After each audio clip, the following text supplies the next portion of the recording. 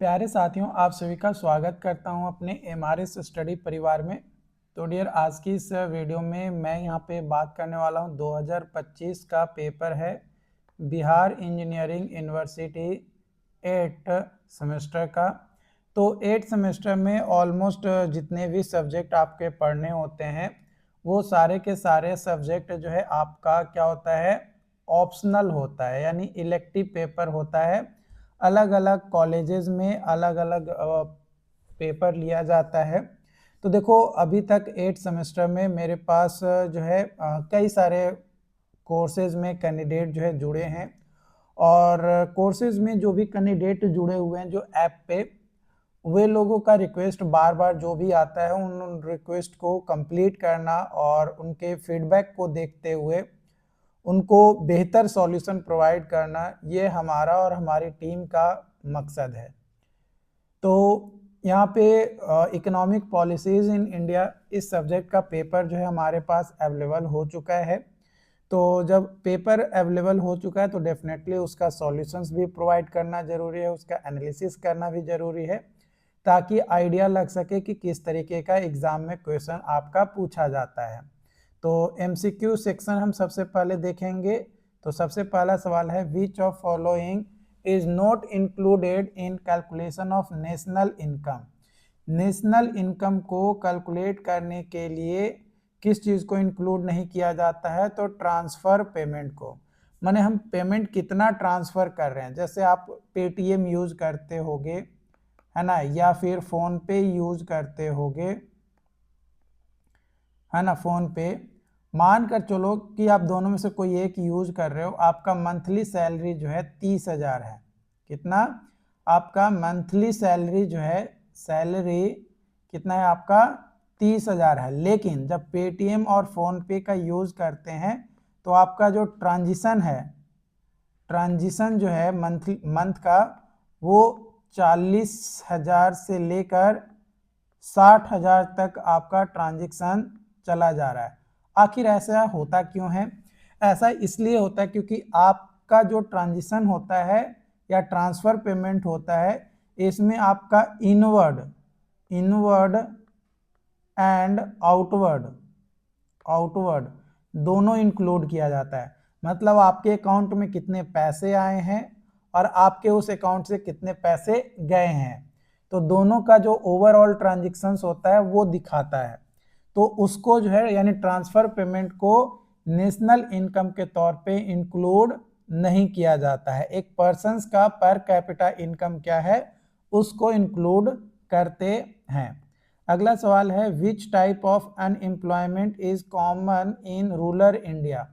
माने rural area में यानी ग्रामीण क्षेत्र में किस तरीके का अनएम्प्लॉयमेंट देखने को मिलता है?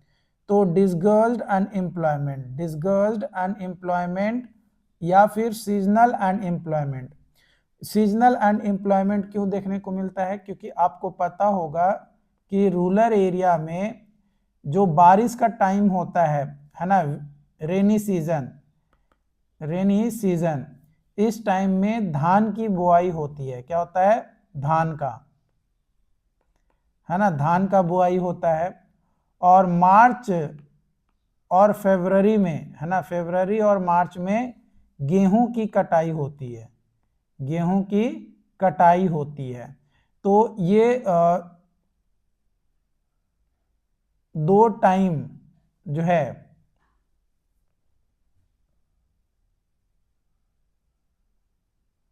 ये मार्च तक ये जो टाइम है, ये आपका क्या होता है, सीजनली जो लोग होते हैं गांव के, वो इन कामों में लिप्त हो जाते हैं। तो जब इन कामों में वो लिप्त हो जाते हैं तो उनको काम करने की ज़रूरत नहीं मिलता है, उनको काम मिल जाता है। लेकिन इन सीजन के बाद उनको काम के लिए भटकना पड़ता है। तो इसलिए बोला गया है कि सीजनल अनएम्प्लॉयमेंट होता है, मतलब कुछ सीजन में इनके पास जॉब होता है और कुछ सीजन में इनके पास जॉब जो है नहीं होता है। अगला सवाल है, Gini coefficient is used to measure. Gini coefficient is used to measure inequality. अगला सवाल है MSP in contest of Indian agriculture. MSP का मतलब होता है मिनिमम सपोर्ट प्राइस। अगला सवाल है which sector is a major consumer of energy in India. तो इंडस्ट्रियल सेक्टर जो है सबसे ज़्यादा कंज्यूम करता है एनर्जी को इंडिया में। अगला सवाल है which body regulates infrastructure investment trust in India. तो सेबी। अगला सवाल है financial factor reforms in India was initiated in which year. 1991। अगला सवाल है प्रधानमंत्री जनधन योजना फाइनेंशियल इंक्लूजन से रिलेटेड है और इसके अंतर्गत पूरे भारत में यानी इंडिया में कई सारे बैंक अकाउंट खोले गए, बैंक अकाउंट जो है ओपन किए गए जीरो बैलेंस पे, है ना, जीरो बैलेंस पे। मतलब अगर आपके अकाउंट में 0 रुपया भी है तो भी किसी तरीके का कोई कटौती नहीं किया जाएगा। अगला सवाल है in which year was new industrial policy launched in India. India में किस साल जो है न्यू इंडस्ट्रियल पॉलिसी लॉन्च हुआ था। तो 1991 में। कब? 1991 में। अगला सवाल है which of the following is a major challenge for Indian MSME. Medium, small,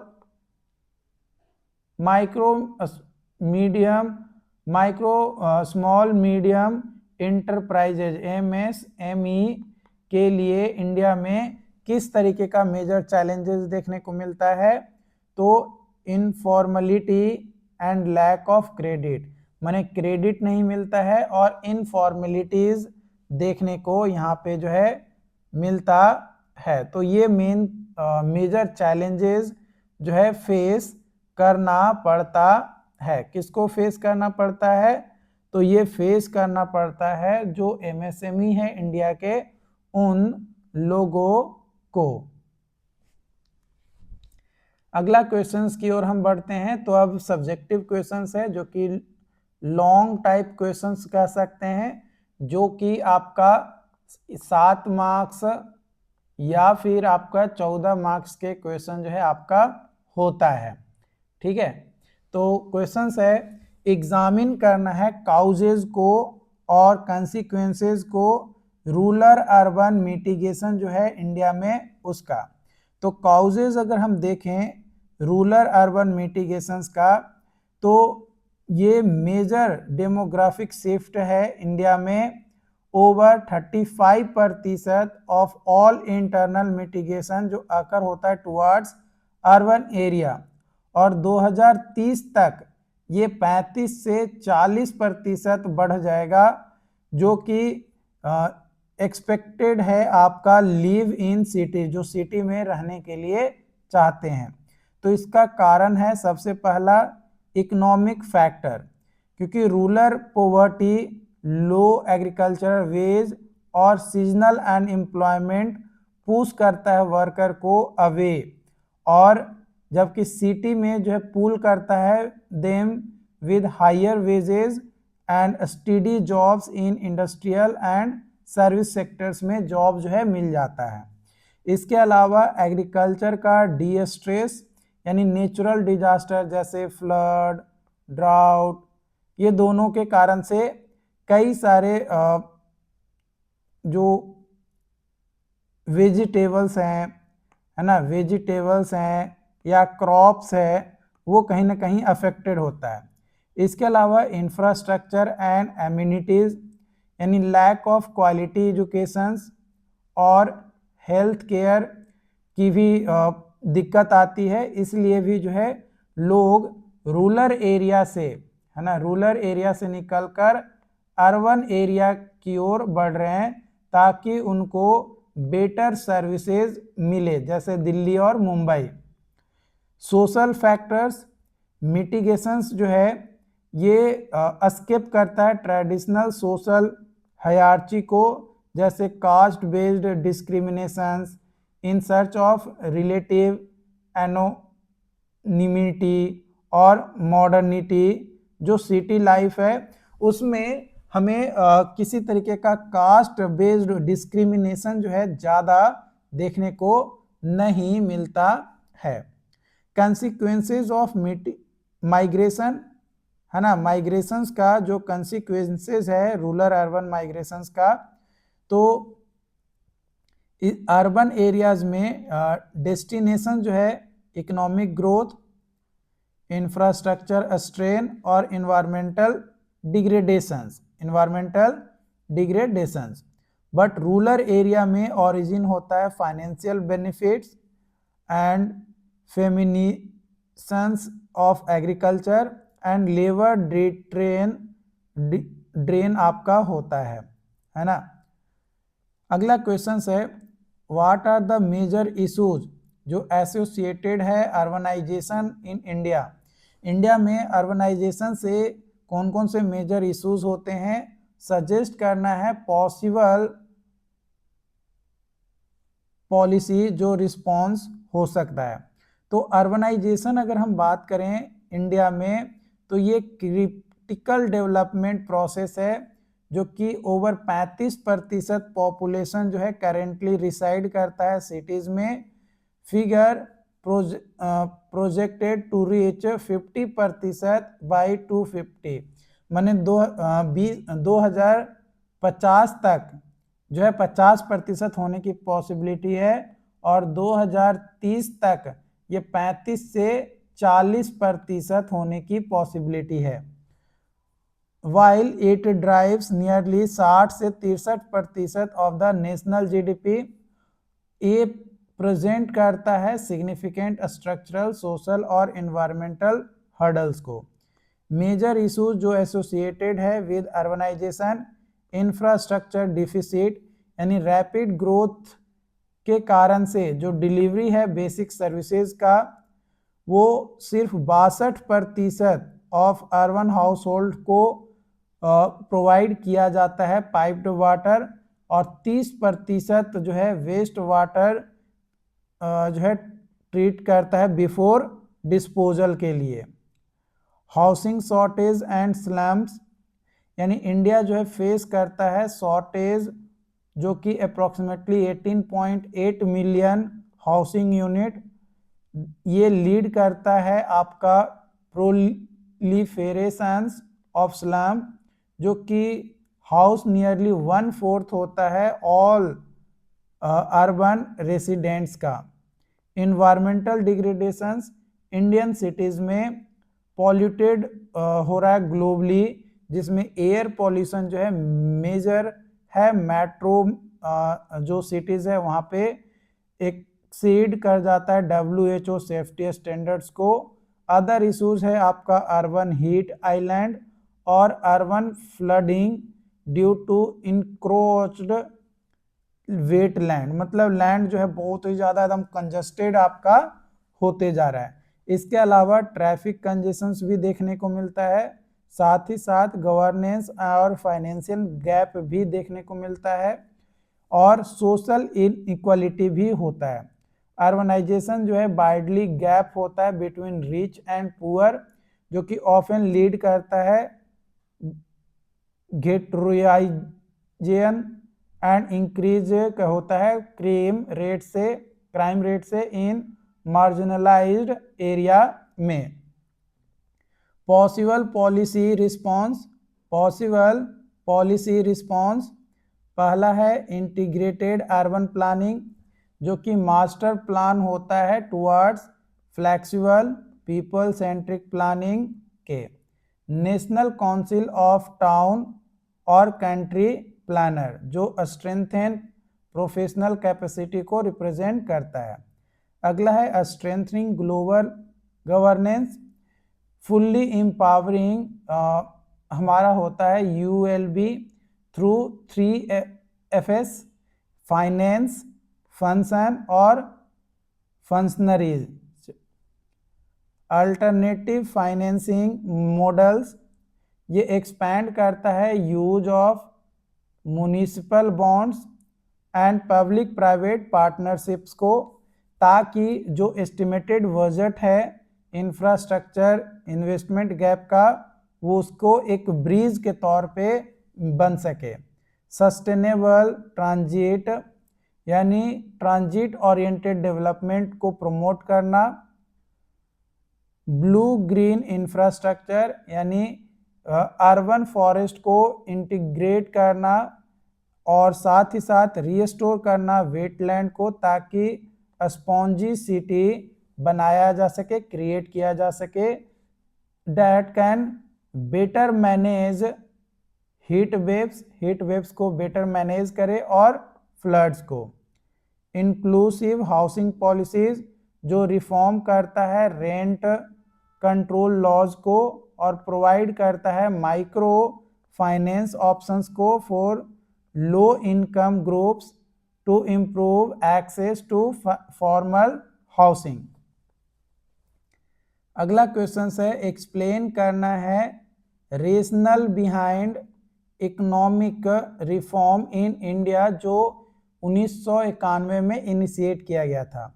तो 1991 में जो इकोनॉमिक रिफॉर्म्स आया था उसको हम LPG यानी लिबरलाइजेशन, प्राइवेटाइजेशन और ग्लोबलाइजेशन के नाम से जाना जाता है।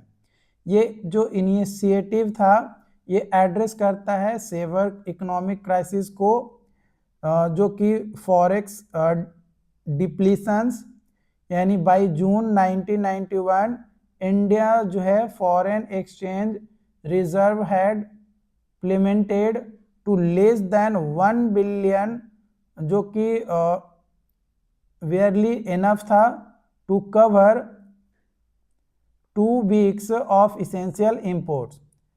सोवरेन डिफॉल्ट रिस्क यानी इंडिया जो है डिफॉल्ट वर्ज था आपका इंटरनेशनल डेब्ट को, जो कि ऑब्लिगेशंस था, और ये इंश्योर करता था, सिक्योर करता था इमरजेंसी फंड्स के लिए। लेकिन गवर्नमेंट जो है फिजिकली प्लेस्ड था 69 टन्स गोल्ड, जो कि कोलैटरल था आपका यूनियन बैंक के साथ of Switzerland and bank of England के साथ। गल्फ वार इम्पैक्ट 1990-91 में गल्फ वार जो है हमारा हुआ, जो कि क्रूड ऑयल प्राइस को क्या किया, स्पाइक किया, और जो फ्लो था रेमिटेंसेस का from Indian worker in middle east वो ड्रेनिंग रिजर्व्स आपका हो गया। इसके अलावा IMF कंडीशनलिटी यानी क्राइसिस को मैनेज करने के लिए इंडिया को $7 बिलियन की जरूरत था IMF से यानी एंड वर्ल्ड बैंक से। ये जो लोन था ये आया कम विद स्ट्रिक्ट कंडीशन, कुछ कंडीशंस लगाए गए जिसके बेसिस पे IMF और वर्ल्ड बैंक ने जो है 7 बिलियन का जो है उधार यानी कर्ज जो है इंडिया को दिया था। इंडिया जो है ओपन किया इट्स इकोनॉमी, रिड्यूस किया गवर्नमेंट कंट्रोल, और जो भी ट्रेड बैरियर्स थे उसको रिमूव किया गया। इसीलिए 1991 में जो इकोनॉमिक रिफॉर्म्स था उसको LPG कहा जाता है, यानी लिबरलाइजेशन, प्राइवेटाइजेशन एंड ग्लोबलाइजेशन। यानी ग्लोबलाइजेशन भी किया गया, प्राइवेटाइजेशन भी हुआ और लिबरलाइजेशन भी 1991 में देखने को मिला। स्ट्रक्चरल रेशनल यानी सिस्टमैटिक फेल्यूर अगर बात करें तो फेल्यूर ऑफ लाइसेंस राज, यानी जो इंडस्ट्रियल ग्रोथ था वो सिफल्ड हुआ बाय कॉम्प्लेक्स रेगुलेशंस और लाइसेंस रिक्वायरमेंट, जो कि लाइसेंस राज से। दूसरा इनएफिशिएंट पब्लिक सेक्टर यानी PSUs, यानी मोस्ट स्टेट ऑन्ड इंटरप्राइजेज जो है लॉस मेकिंग सिक यूनिट था, जो कि ड्रेन्ड हुआ गवर्नमेंट फाइनेंसेस को। और तीसरा था हाई इन्फ्लेशन, जो कि नियरली 17% तक था आपका 1991 में, जो कि ज़्यादातर अफेक्ट किया आपका परचेजिंग पावर ऑफ पुअर को। एंड इनवर्ड लुकिंग पॉलिसीज, यानी जो पॉलिसीज था वो इंपोर्ट करता था सब्स्टिट्यूशंस, जो कि ट्राई करता था टू प्रोड्यूस एवरीथिंग डोमेस्टिकली। यानी 1991 से पहले ये पॉलिसीज था कि कोई भी चीज़ बनाएंगे तो स्वदेशी बनाएंगे, मतलब भारत में जो बन रहा है हम उसी को यूज करेंगे, भारत में जो बन रहा है हम उसी को जो है यूज करेंगे। तो इसको भी जो है थोड़ा लिबरल किया गया ताकि अदर कंट्रीज के लोग भी जो है आकर यहाँ पे इन्वेस्टमेंट कर सके। तो उससे क्या हुआ, ये जो रिफॉर्म आया, रिफॉर्म से जो जीडीपी था, जीडीपी ग्रोथ जो था वो आपका बढ़ा। क्यों? क्योंकि जो मार्केट ओरिएंटेड था, जो लोकल डोमेस्टिक मार्केट था, वो इंटरनेशनली बढ़ा, यानी ग्लोबलाइजेशन हुआ। और जब ग्लोबलाइजेशन हुआ तो अलग अलग देश के भी जो है लोग आए, खरीदारी किए और अपना प्रोडक्ट बेचे और यहाँ से प्रोडक्ट लेके गए जो उनको अच्छा लगा। ठीक है, अगला क्वेश्चन है, डिस्कस करना है effect of privatisation on Indian economy with example. Example के साथ प्राइवेटाइजेशन के इफेक्ट को बताना है, इंडियन इकोनॉमी पे किस तरीके से अफेक्ट पड़ा। तो देखो, प्राइवेटाइजेशन में क्या होता है कि जो ऑनरशिप है और जो कंट्रोल है गवर्नमेंट असेट्स का, वो प्राइवेट सेक्टर को दिया जाए as fundamentally reshaped Indian economy since 1991 का जो रिफॉर्म्स था, इकोनॉमिक रिफॉर्म्स, उसके अंतर्गत, ताकि इफिशियंसी और ग्रोथ मिल सके। पॉजिटिव इफेक्ट्स अगर हम देखें इंडियन इकोनॉमी पे प्राइवेटाइजेशंस का, तो इफिशियंसी और प्रोडक्टिविटी बढ़ा। एग्जाम्पल के तौर पे हिंदुस्तान जिंक लिमिटेड, जो कि प्राइवेटाइज्ड हुआ इन 2002, ये एक तरीके का पीएसयूज है, टू ग्लोबल माइनिंग लीडर के तौर पे निखर कर आया। दूसरा है फिस्कल रिलीफ फॉर गवर्नमेंट, यानी selling loss making public sector undertaking, यानी PSUs reduce drain to national budget, है ना, नेशनल बजट को जो ड्रेन कर रहा था उसको रिड्यूस किया गया। जैसे एग्जांपल के तौर पे the sale of Air India to Tata group in 2022 removed a daily loss 20 crore that was being funded by tax payer, जो कि फंड किया गया टैक्स पेयर के तौर पे, है ना। टाटा ग्रुप को जो है बेच दिया गया एयर इंडिया को 2022 में। फिर आपका enhanced innovation and customer choice, privatisation जो है ब्रेक किया स्टेट मोनोपोलीज को और बेटर सर्विसेज प्रोवाइड किया एट लोअर प्राइस पे। जैसे टेलीकम्युनिकेशन सेक्टर, जिसमें बीएसएनएल जो है स्टेट ऑन्ड था, लेकिन आपका प्राइवेटाइजेशन के बाद भारतीय एयरटेल, जियो, आइडिया, है ना, आइडिया,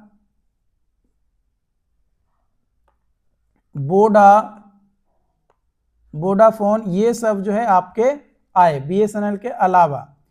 खैर यहाँ पे स्टार्टिंग में जब जियो आया, है ना, जब जियो आया तो ये तो फ्री में दिया जा रहा था, है ना, फ्री में दिया जा रहा था। लेकिन एट प्रेजेंट अगर देखें, एट प्रेजेंट देखें तो BSNL is lowest price for poor people, BSNL का सिम कार्ड बेटर है। इसके अलावा रेवेन्यू जनरेट हुआ, डिसइन्वेस्टमेंट प्रोसीड हुआ, providing vital non tax revenue for government.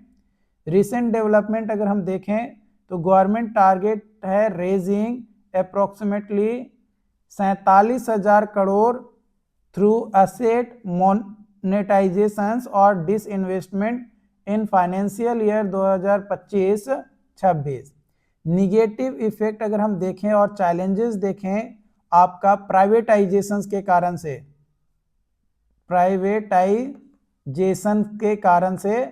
तो इसका है जॉब इनसिक्योरिटी और अनएम्प्लॉयमेंट बढ़ा, रिस्क बढ़ा प्राइवेट मोनोपोलीज का, सोसाइटी का जो ऑब्जेक्टिव था उसको नेग्लेक्ट किया गया। जैसे प्राइवेट बैंक्स जो है प्रीफर करता है अर्बन एरिया में, और रूरल एरिया में जो बैंकिंग है वो स्टेट ऑन बैंक है, जैसे एसबीआई या बैंक ऑफ बड़ौदा जनरली आपको नहीं देखने को मिलता है रूरल एरिया में। आपको बैंक ऑफ इंडिया देखने को मिल जाएगा, है ना। पंजाब बैंक जो है पीएनबी देखने को मिल जाएगा, है ना। आप ग्रामीण एरिया में एचडीएफसी बैंक नहीं देखोगे, आप एक्सिस बैंक नहीं देखोगे ग्रामीण एरिया में। तो जो ये निगेटिव पॉइंट्स है प्राइवेटाइजेशंस का, ये निगेटिव पॉइंट है आपका प्राइवेटाइजेशंस का। स्ट्रेटजिक कंसर्न्स यानी प्राइवेटाइजिंग स्ट्रेटजिक सेक्टर जो है वो लाइक एनर्जी और डिफेंस, वो रेज हुआ नेशनल सिक्योरिटी क्वेश्चंस और लीड करता है टू पब्लिक और पॉलिटिकल रेजिस्टेंस को। Current status and outlook 2025-26, Indian government maintain करता है मिनिमम गवर्नमेंट और मैक्सिमम गवर्नेंस को, पॉलिसीज को, फोकस करता है ऑन न्यू पीएसी पॉलिसी यानी 2021 that limits state presence to only 4 strategic sectors, जैसे एटॉमिक एनर्जी, ट्रांसपोर्ट और telecom, power and petroleum, banking और इंश्योरेंस। ऑन गोइंग सेल्स यानी स्ट्रेटेजिक सेल्स आईडीबीआई बैंक जो कि करेंटली फाइनल स्टेज पे है, और फाइनेंशियल बिड जो है एक्सपेक्टेड है इन मिड 2025 तक। एयरपोर्ट प्राइवेटाइजेशंस, थर्ड राउंड में 11 एयरपोर्ट जो है प्राइवेटाइजेशंस में के अंतर्गत लाया गया है फाइनेंशियल ईयर 25-26 में। शिफ्ट इन स्ट्रेटजी यानी रिसेंट रिपोर्ट के हिसाब से अगर हम देखें तो गवर्नमेंट जो है आपका प्रॉफिटेबिलिटी के जो है इम्प्रूव कर रहा है, of some aligning PSU through capital infusions rather than outright sale if investor interest remains low. मतलब जो इन्वेस्टर्स का जो इंटरेस्ट है वो लो है, तो उस कंडीशंस में प्रॉफिट को देखा जा रहा है कि भाई प्रॉफिट जो है हमें कहाँ से डेवलप हो रहा है, मतलब किस चीज़ को हम देखें कि हमारा जो है प्रॉफिट मिलेगा, वो वहाँ पे जो है चीज़ों को लेकर चला जा रहा है। आई होप कि ये तमाम पॉइंट्स आपको जो है समझ में आया हो। अगर फिर भी कोई डाउट्स रहता है, कोई कन्फ्यूजन रहता है, तो आप हमें कमेंट करके ज़रूर बताइए। चैनल पे जो लोग भी पहली बार आए हैं चैनल को सब्सक्राइब जरूर करिएगा, और जो लोग ऐप पे कोर्स में जुड़े हुए हैं उन लोगों से मैं यही कहूँगा कि आप लोग जितना ज़्यादा से ज़्यादा प्रैक्टिस करोगे उतना ही बेहतर स्कोर जो है आप एग्ज़ाम्स में कर पाओगे। मैं तो आपको सिर्फ गाइड कर सकता हूँ, मैं आपको रास्ता दिखा सकता हूँ, बाकी उस रास्ता पे चलना और दौड़ना ये आपका खुद का राय होना चाहिए।